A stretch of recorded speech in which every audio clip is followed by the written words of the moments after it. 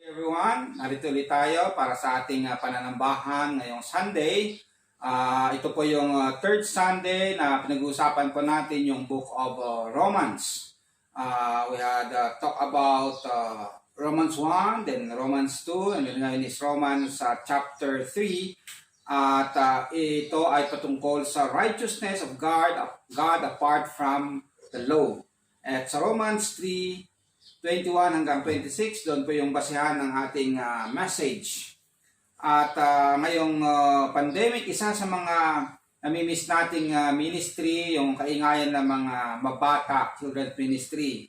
So ilan lang ito sa mga kuha, mga nagdaang panahon, wherein very active yung ating children's ministry. At naalala ko in one of the sessions ng ating pag-aaral, tinanong ko ang mga bata, sino sa inyo ang walang kasalanan? Madaming mga bata nagtaas ng kamay. Hindi nila naintindihan yung katotohanan na sinasabi ng salita ng Panginoong Diyos na lahat ng tao ay nagkasala. So ito yung mga bata, no? That's why we are teaching them about the Word of God. Ito po yung sabi ng Panginoong Diyos. We already charged that all, both Jews and Greeks, are under sin, as it is written. None is righteous, no, not even one.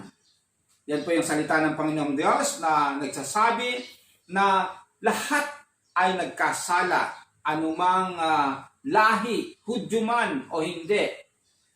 Sa Romans 3:20, sabi ni Paul, hindi nagiging matuwid sa harap ng Diyos ang kahit sino dahil sa pagsunod sa law.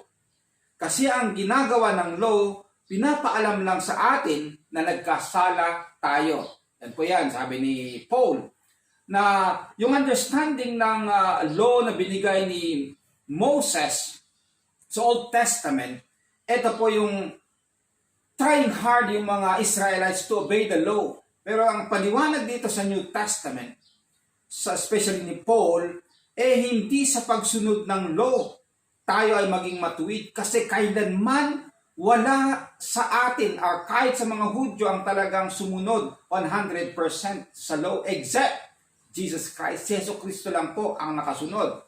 Kaya po, purihin natin ang Diyos kasi meron siyang pinahayag patungkol sa righteousness apart from the law. Kung paano tayo maging matuwid sa harapan ng Diyos. Kasi po, yung ina-explain dito na katuwiran ng Diyos, yung maging matuwid, yung pagiging perfect ng Diyos, yung pagiging malinis sa harapan ng Diyos, sa pamamagitan ng itinuturo ngayon ni Paul, apart from the law.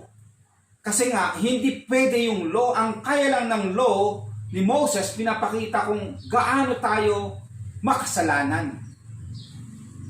So ang pag-aaralan natin dito is kung paano natin ma-attain itong katuwiran ng Diyos. Yung righteousness ng Diyos na hindi sa pamamagitan ng law.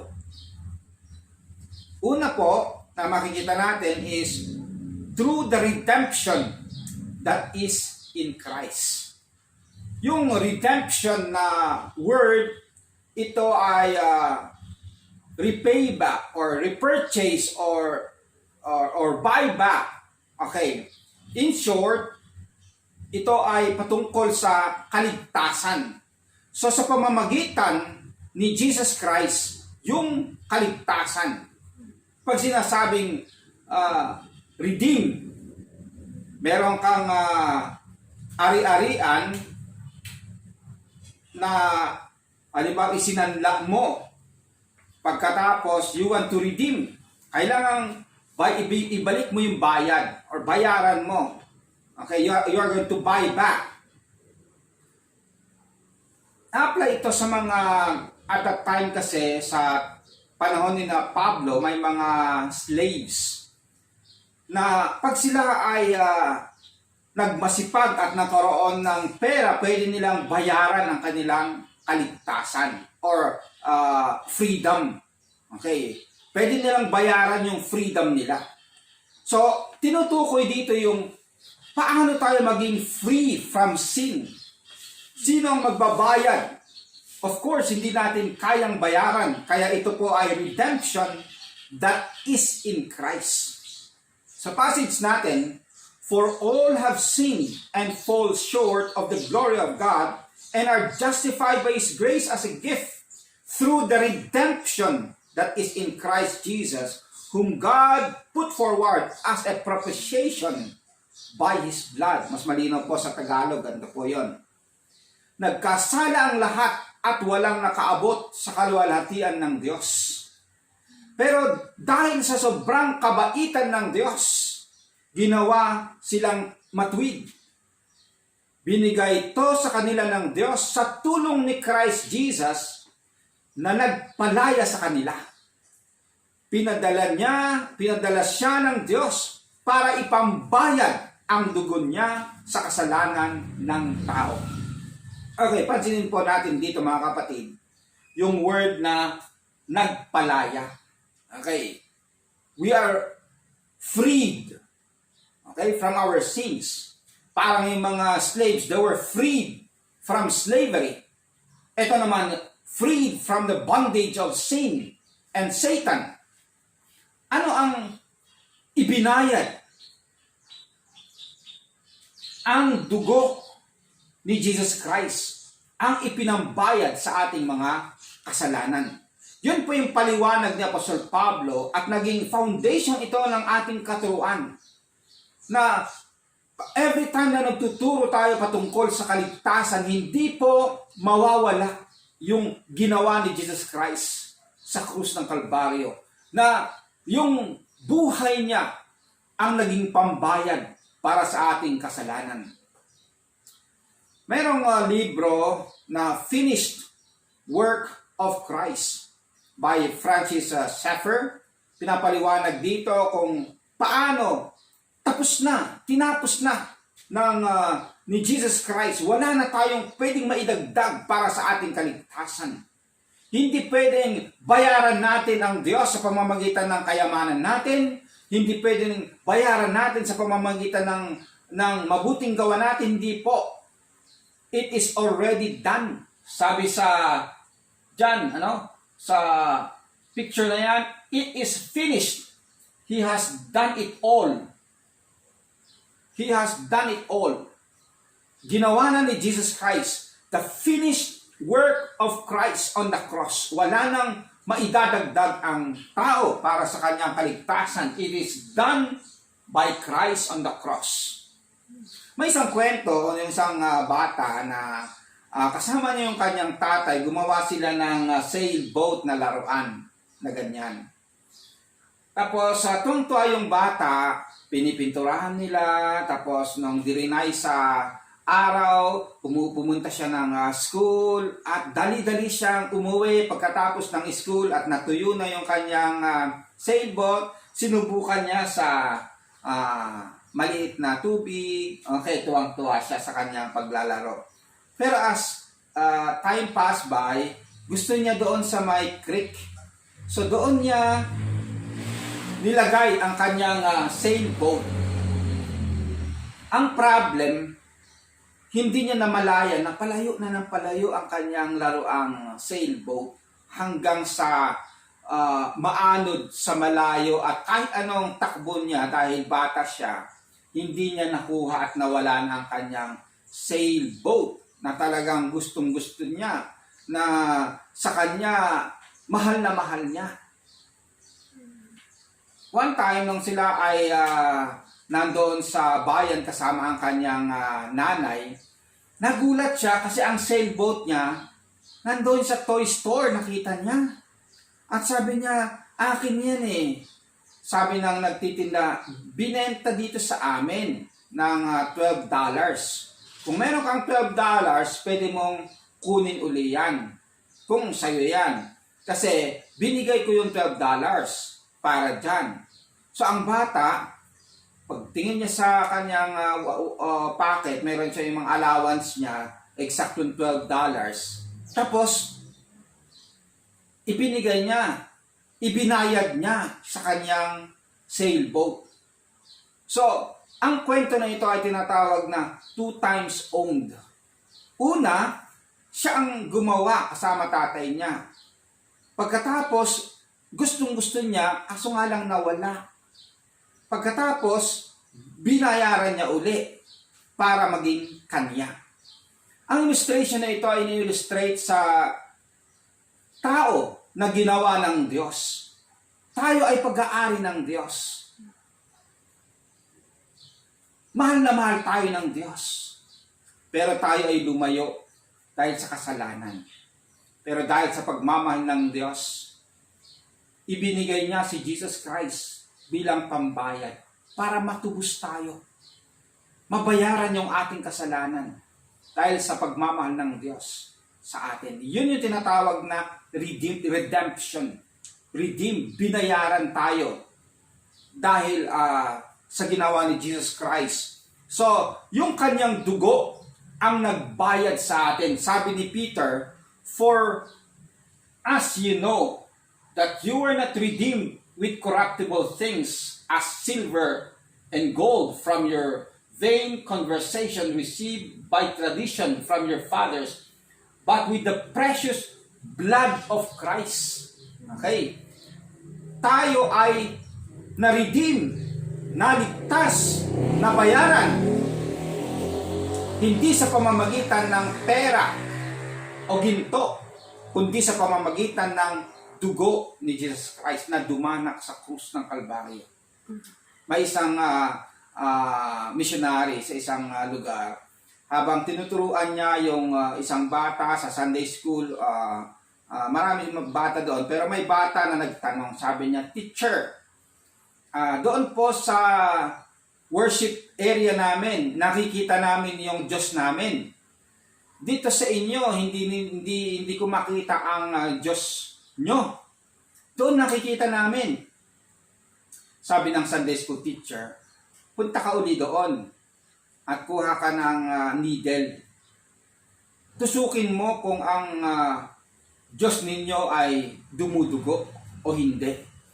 So, pagdating ng worship day nila, pumunta yung bata.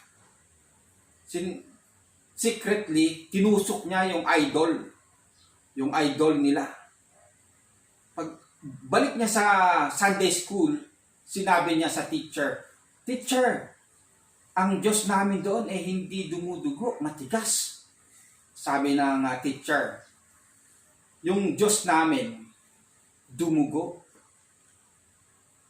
sa pamamagitan ni Jesus Christ doon sa krus ng Kalbaryo para bayaran yung ating kasalanan.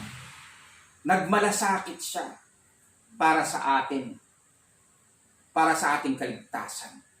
Yun po mga kapatid, ang ating Diyos ay nag-suffer in Christ Jesus. He bled and died on the cross, si Jesus Christ, para sa ating kaligtasan.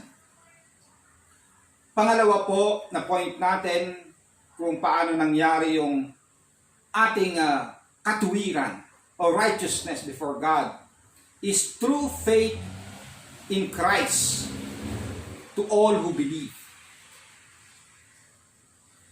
Sa passage natin, "But now the righteousness of God has been manifested apart from the law. The righteousness of God through faith in Jesus Christ for all who believe." Okay. Na-emphasize dito mga kapatid, through faith in Jesus Christ for all who believe. Okay. Na-emphasize yung faith at saka believe. Right? When you believe, meron kang faith. Kung meron kang faith, you believe. Synonymous po yan mga kapatid. Pero 2 beses nabanggit. Pinapakita dito yung halaga nito in relation to Jesus Christ.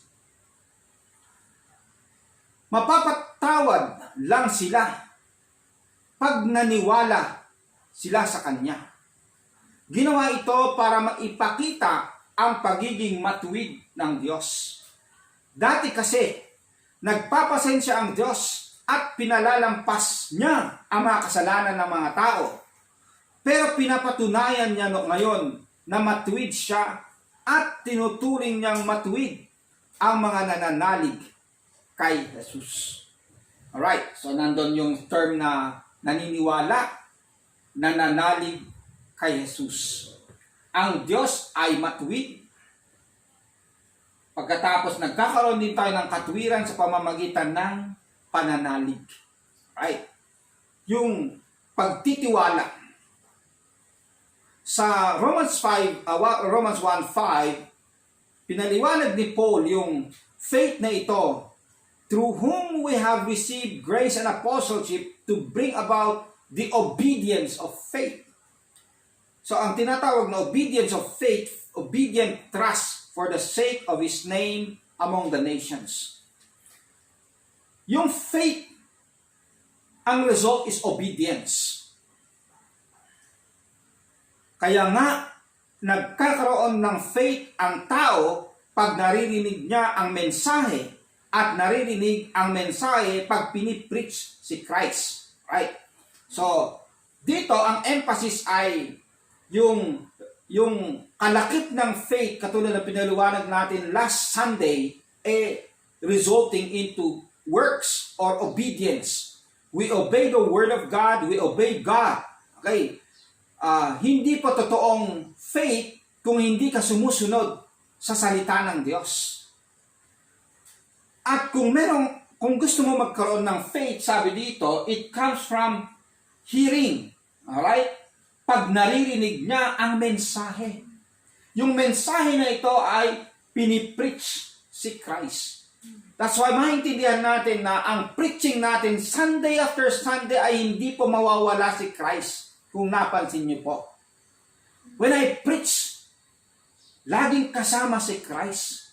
Kasi ayon sa passage na ito, ang faith ay nagkakaroon pag ang pinipreach ay si Christ. Yung content ng mensahe ay si Jesus Christ. Kaya kahit ako ay nagpipreach from the Old Testament, makikita natin yung connection niya sa New Testament and especially kay Jesus Christ. Kasi ang pinaka-center ng pag-aaral natin ng Bible, kung titingnan natin, points to Jesus Christ. Si Jesus Christ, nung siya ay nag-resurrect at on the road to Emmaus, meron siyang dalawang nakasabay na disciples. At ang sabi ni Jesus Christ, ang sabi ni Lucas nung pinaliwanag niya, and Jesus Christ began to explain to them sa Old Testament, sa Moses hanggang sa writings, na yung Old Testament na yon ang kanilang pinapatungkol or itinuturo is patungkol kay Jesus Christ. So the Old Testament points to the coming of Jesus Christ, na siya yung magliligtas sa tao, who will die on the cross and after 3 days resurrect from the dead. At hindi na siya patay ngayon. Buhay siya. At sabi niya, where 2 or 3 are gathered in my name, I am in their midst. Si John Murray nagsulat ng libro, Redemption Accomplished and Applied. Isa siyang theologian, Bible scholar. Ang emphasis niya, isa sa emphasis niya dito, yung connection ng faith at saka repentance. Hindi po pwede na meron kang faith, saving faith kay Jesus Christ, tapos hindi ka nag-repent sa iyong mga kasalanan. So kasama ito, you repent of your sins. Parang isang coin na yan, pagkatapos dito ay repentance, dito ay faith. Two sides of one coin. Yun po yun, magkadikit talaga yan. Okay, sabi ni Charles Spurgeon, isang preacher sa England, London, nung matagal na panahon, sabi niya, repentance is preached as a gift from the exalted Savior, but it is never as the cause or preparation for believing on Jesus. These two graces, repentance and faith, are born together and live with a common life. Beware of making one a foundation of the other. So makita natin na magkadikit talaga yan. Sabi ni John Calvin, Can true repentance exist without faith? By no means. But although they cannot be separated, they ought to be distinguished. They cannot be separated, although makita natin yung difference. Faith and repentance. May isang kwento na nag-swimming yung mag-ama. Ang problem, yung bata napunta sa malalim-lalim tapos nalulunod na. Pumunta naman yung tatay para iligtas, nahirapan din siya at nag-umpisa na rin na nalulunod na siya. So iniisip na niya, nako, mamamatay na kaming ama. Sino kayo magliligtas sa amin? Nakita ng kanilang pinsan yung nangyayari. Ang ginawa ng pinsan, tumingin doon sa malayo, merong tinatawag na sandbar. Merong island doon. Pagkatapos papunta sila doon sa island. So ang ginawa niya, binilisan niya, pumunta siya dito. Pagkatapos sinalubong sila. Pagkatapos sabi niya, akin na yung kamay ninyo, akin na. Pagkatapos naligtas sila. Ito ay illustration kung paano inaabot ni Jesus Christ yung kanyang kamay, yung kanyang pagliligtas sa atin. Especially sa mga hindi pa sumampalataya sa kanya, iniaabot niya, halika, ililigtas kita. Invitation yan ni Jesus Christ. So hanggang ngayon yun po yung invitation niya sa mga tao na sasampalataya sa kanya. Ito po yung conclusion natin at application. Walang tao na hindi nagkasala maliban kay Jesus noong siya'y nagkatawang tao. Ginawa na ng Diyos ang kanyang redemptive act through Jesus Christ dying on the cross. At ang kailangan natin is to believe in Jesus and what He did on the cross for us, for our righteousness and salvation. Yung sinasabi ko po kanina na iniaabot ni Jesus Christ ang kanyang kamay, ang invitation lang is for us to believe. Sumampalataya sa ginawa. Kasi ginawa na niya lahat. Ginawa na ng Diyos. He sent Jesus Christ to pay the penalty of our sins. Ginawa na ni Jesus Christ na namatay siya sa krus para sa ating mga kasalanan. Ang invitation is for us to believe. Sumampalataya, manalig sa Kanya. And faith without repentance is faith. Kaya kailangan po natin yung pagsisisi sa ating mga kasalanan. Kung tunay po yung pananampalataya natin sa Kanya, we say, Lord, patawarin po ninyo ako sa aking mga kasalanan. At ikaw ay believer, pagkatapos may time na ikaw ay nagkasala, lumapit uli kay Jesus Christ, Lord, patawad sa aking kasalanan. Mali po yung katuruan na pag ikaw ay believer, hindi ka na nagkakasala. At hindi mo na kailangan yung pagsisisi. In as much as we have the righteousness of Jesus Christ, nandito pa tayo sa mundong ito. At meron pa dito yung temptation to sin. Kaya kailangan natin always yung paglilinis. Parang yung paghuhugas ng paa. Okay. We already took a bath. Naligo na tayo. Malinis na tayo. Ginawa ni Jesus Christ. Naging Kristiyano na tayo. Pero pag lumabas tayo ay napuputikan ang ating mga paa. So, nagkakasala and then maghugas uli. Okay, paa na lang pag pumasok sa bahay. So, ganun po yon. And then, obedient faith. The evidence of true faith is obedience to God and His Word. It is a lifestyle. Sabi sa message natin last time, you will know them by their fruits. If faith comes from hearing the Word of God, let us hear the preaching of the Word of God. Every time na napapakinggan natin, nag-grow tayo sa ating pananampalataya. And then, let us share sa iba. Ako po'y natutuwa dahil sa mga kabataan na nagkakaroon ng Bible study, pag-aaral ng Word of God, nag-grow po yung faith ng mga kabataan yan. And even yung ibang mga adults na nagba-Bible study, kahit sa pandemic na ito, meron tayong online. So hindi natin napapabayaan yung pag-aaral, pakikinig ng Word of God. And so, if we have the chance also na i-share sa iba, kahit pandemic online, pwede natin i-share ang ating pananampalataya. Ako po'y sumama sa push-up challenge. Isa sa purposes ko, maglalagay ako ng mga verses. Kung sino man makabasa nun. Gagamitin ng Panginoon Diyos yun sa mga halimbawa, yung mga hindi mananampalataya. They can read, they can hear the Word of God. Pwedeng gamitin ng Holy Spirit yan, mga kapatid. Then, let us ready ourselves to face God. Prepare to meet thy God. Isa pong nakakalungkot na nangyayari ngayon yung palapit sa ating mga mahal sa buhay, sa atin ang mga nagkaka-COVID. Last time sinare ko na meron kaming kasamang pastor na nagka-COVID at nandun sila sa quarantine facilities. Nakasalumuhan namin siya at purin ang Diyos, hindi kami nahawa. Then si Teacher Lynn, meron na raw teacher din na nagkaka-COVID. Meron daw nagdala ng mga modules pagkatapos nagka-COVID din yung teacher na yun kasama ang kanyang pamilya. So meron tayong mga co-workers, meron tayong mga kasamahan.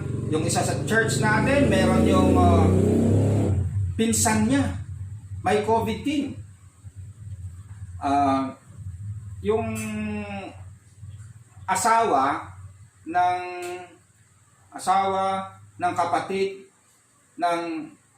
asawa ng kapatid ko. Ano ba yun? Asawa ng kapatid ng asawa ng kapatid ko.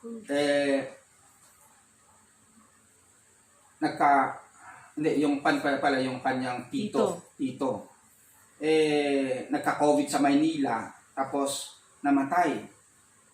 So, nung kinuwento ko sa nanay ko yung nangyari sa amin na nakasalumuhan namin yung may COVID, sabi niya, talagang palapit na palapit sa atin. Kaya ang gagawin natin na lang, ihanda natin yung ating sarili. Kasi yung iba, nakikita natin na nangyayari at palapit na palapit. Kung mangyari man sa atin ito, ihanda natin yung ating sarili. Yun ang kanyang sabi sa akin. Meaning, ihanda natin yung sarili natin sa harapan ng Diyos. Kahit ano ang mangyari. We pray na wala pong mangyari sa atin. Kaso nga lang sa isang kapatid natin, si Brother Ernesto, humarap na sa Panginoong Diyos. Recently, namatay siya. That is the reality of life. We live and then we die. Ang tanong, handa ba tayong humarap sa Diyos? Yung invitation niya, yung kanyang kamay ay sabi niya, come to me. Tayo ba ay lumapit sa Kanya by faith, by repentance? Ang challenge din is, we take this opportunity para mas marami pa ang makarinig ng mensahe na ito. That many more will come to know God, to know Jesus Christ, to know His salvation, His righteousness, na sa pamamagitan lamang ni Jesus Christ, yung ginawa niya sa krus, tatanggapin lang natin by faith. Kayo po ay manalangin. Aming Ama na nasa langit, salamat po sa paalala niyo muli sa amin. And I pray na lalong mag-grow ang aming pananampalataya sa inyo. At kung hindi man nananampalataya kami sa inyo, Panginoon, bigyan po ninyo kami nito. And we are opening our lives, our hearts, Panginoon, to receive your gift of righteousness, of salvation. Kami po ay nananampalataya sa inyo, sa ginawa ni Jesus Christ sa krus. At kung kami mga nagkasala, Panginoon, patawarin po ninyo kami, aming Ama na nasa langit. Forgive us, Lord. Cleanse us, Lord, by the blood of Jesus Christ. Ang prayer namin is you are going to cover us, Lord, with your love and care and protection, Panginoon. Sa COVID na ito, natatakot po kami, marami pong na-stress, but we know na kasama namin kayo, Panginoon. That's why we are preparing ourselves Alam namin, hindi po ninyo kami pababayaan. Ililigtas po ninyo kami, Panginoon, sa COVID na ito at even, Panginoon, sa aming buhay spiritual, sa aming kaluluwa, Panginoon. Because of what you have done on the cross, O Jesus Christ.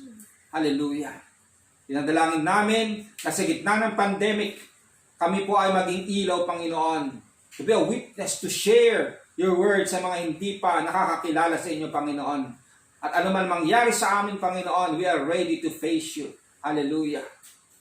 Tanggapin po natin ang pagpapala ng Panginoong Diyos, the grace of the Lord Jesus Christ, the love of God the Father, and the fellowship of the Holy Spirit be with us all evermore. Amen. Amen. Palain tayo ng Panginoon.